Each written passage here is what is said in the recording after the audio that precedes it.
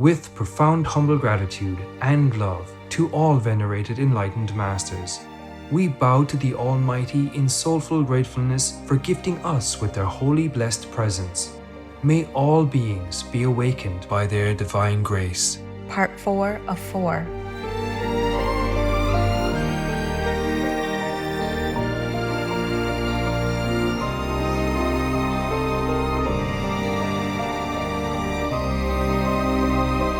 Etc.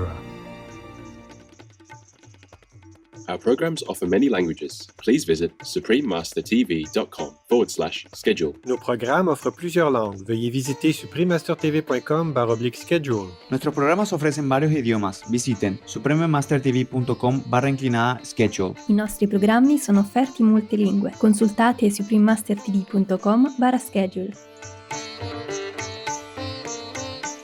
Only can the purpose of its descent into material consciousness be accomplished when the knowledge of good and evil, joy and suffering, life and death has been accomplished through the recovery by the human soul of a higher knowledge.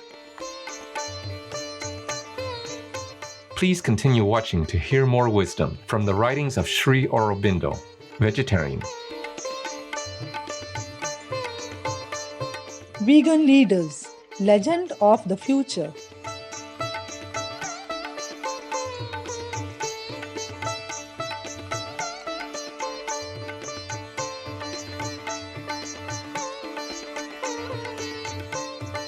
आपसे मिलकर अच्छा लगा.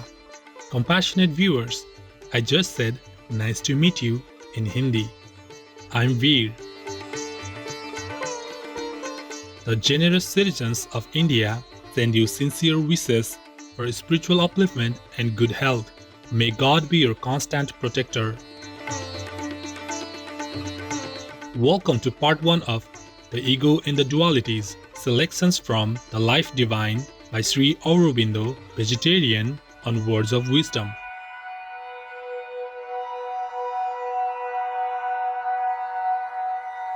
India is the home of many great spiritual masters who have brought wisdom and truth to earth. Their lives and compassionate teachings inspire us to seek a higher purpose in life, thus uplifting humanity to a more divine state of being.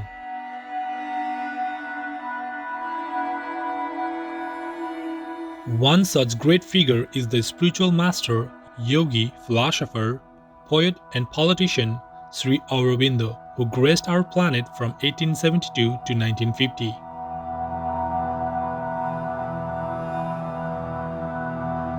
Sri Aurobindo's time as a politician was dedicated to achieving India's independence. However, after inner reflection, Sri Aurobindo retired from politics and service to his country. His aspirations turned instead toward the liberation of all humanity. Sri Aurobindo traveled to Pondicherry on the southeastern coast of India, where he retreated into the practice of silent yoga. Based on the inner knowledge revealed to him during his spiritual practice, Sri Aurobindo began publishing writings full of wisdom.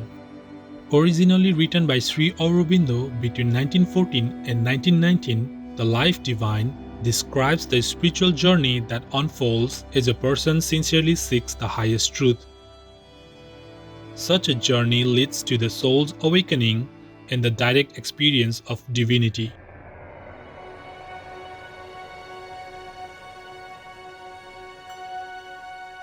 Today we present to you excerpts from Chapter 7, The Ego in the Dualities, from the book The Life Divine. Chapter 7, The Ego in the Dualities.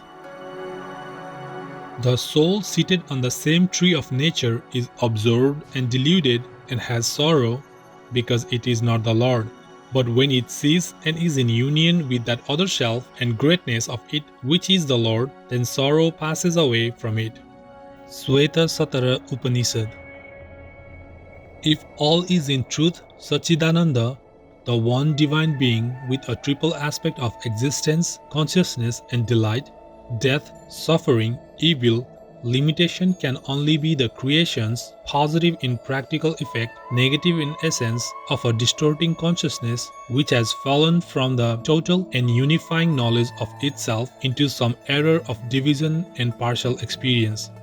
This is the fall of man typified in the poetic parable of the Hebrew Genesis.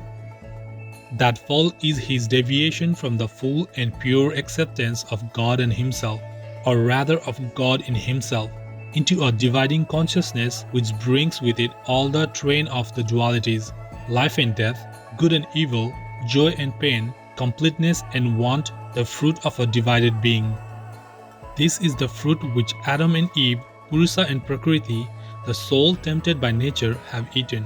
The redemption comes by the recovery of the universal in the individual and of the spiritual term in the physical consciousness. Then alone the soul in nature can be allowed to partake of the fruit of the tree of life and be as the divine and live forever. For then only can the purpose of its descent into material consciousness be accomplished, when the knowledge of good and evil, joy and suffering, life and death has been accomplished through the recovery by the human soul of a higher knowledge which reconciles and identifies these opposites in the universal and transforms their divisions into the image of the divine unity. To Satchidananda, the one divine being with a triple aspect of existence, consciousness, and delight, extended in all things in widest commonality and impartial universality, death, suffering, evil, and limitation can only be at the most reverse terms, shadow forms of their luminous opposites.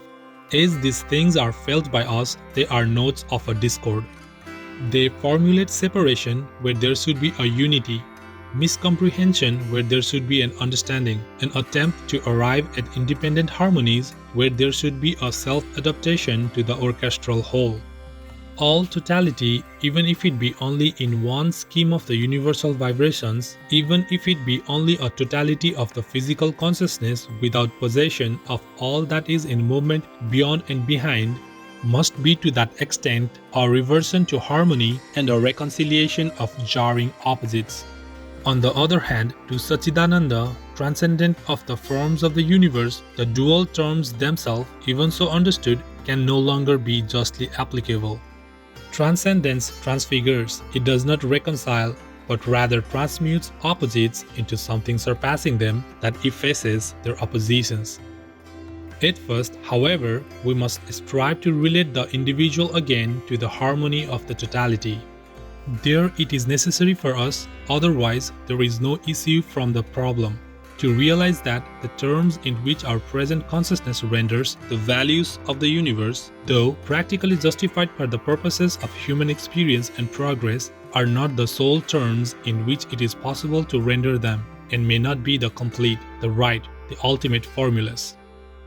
Just as there may be sense organs or formations of sense capacity which see the physical world differently, and it may well be better because more completely than our sense organs and sense capacity, so there may be other mental and supramental envisagings of the universe which surpass our own. States of consciousness there are in which death is only a change in immortal life, pain a violent backwash of the waters of universal delight, limitation a turning of the infinite upon itself, evil a circling of the good around its own perfection, and this not in abstract conception only, but in actual vision and in constant and substantial experience.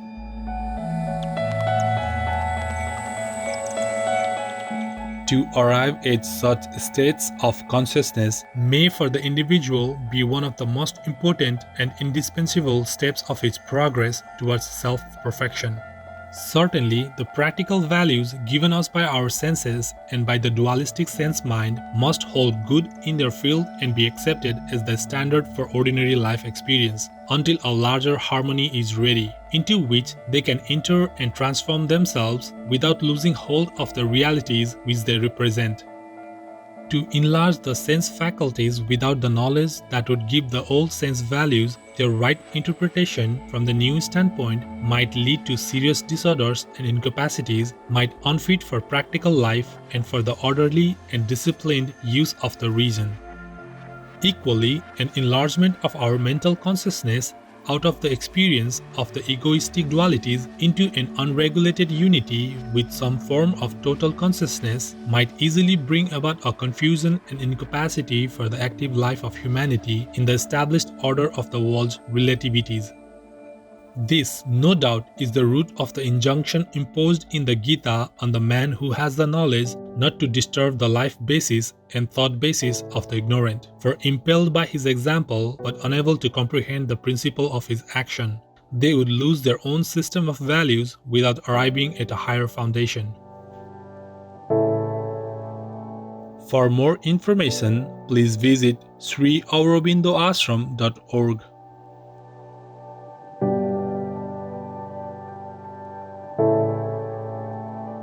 We believe in justice for animals, the environment, and people. That's why we support the plant-based treaty and urge individuals and governments to sign it.